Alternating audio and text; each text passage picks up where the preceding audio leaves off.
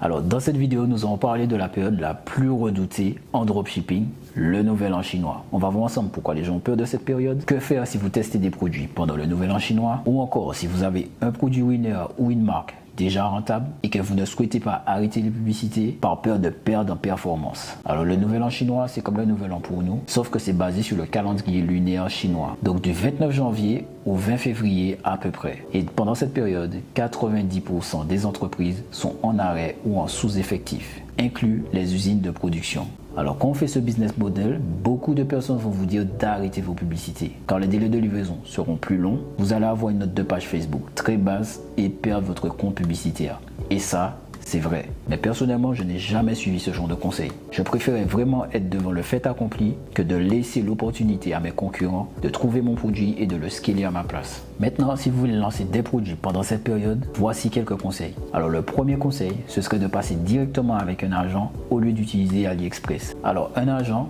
c'est un assistant qui se trouve sur place et qui va s'occuper de trouver vos produits, négocier les prix avec les usines, emballer les produits, les personnaliser et les envoyer directement chez votre client, tout en passant par des méthodes de livraison adaptées à notre business. Contrairement à AliExpress qui, eux, vont livrer au bout de 30 jours.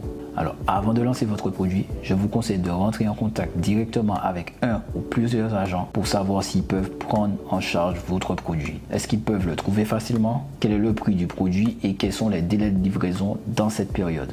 Et si sa réponse rentre dans vos critères, vous pouvez tester votre produit. Mais si par exemple il trouve le produit et qu'il vous dit que la livraison sera entre 15 à 20 jours, dû au nouvel an chinois, vous devez juste vous adapter et le communiquer directement sur votre boutique. En donnant les délais de livraison, il faut être le plus transparent avec vos clients pour ne pas avoir de problème. Bien sûr, potentiellement vous allez recevoir une tonne d'emails de clients vous disant où est mon colis, mais restez professionnel et accompagnez vos clients jusqu'à la réception de leur colis. Alors, admettons que vous vous trouvez dans la situation où vous faites entre 1000 à 3000 euros par jour.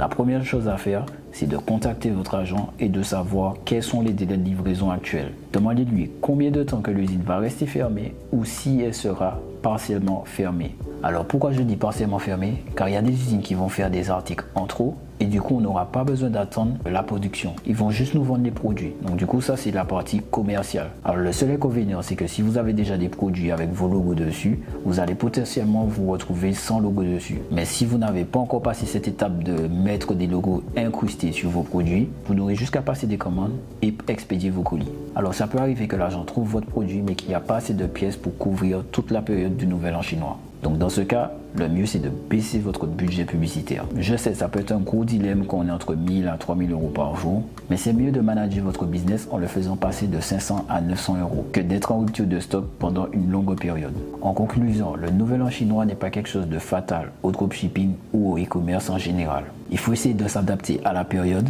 et ne pas prendre ça comme la fin de tout. Au contraire, ce sera une opportunité pour vous de prendre en expérience et de vous surpasser. Et après cette période, vous allez vous rendre compte que ce n'était pas si dur que ça. Et puis le but, c'est de créer un business long terme, de créer une marque qui vous permettra de vivre aisément et aider vos proches. Donc pourquoi ne pas tenter l'expérience et en faire quelque chose de positif? En tout cas, si vous avez d'autres questions à propos du nouvel an chinois, n'hésitez pas à laisser un commentaire et je ferai une vidéo FAQ à ce sujet. C'était Romuald, CEO.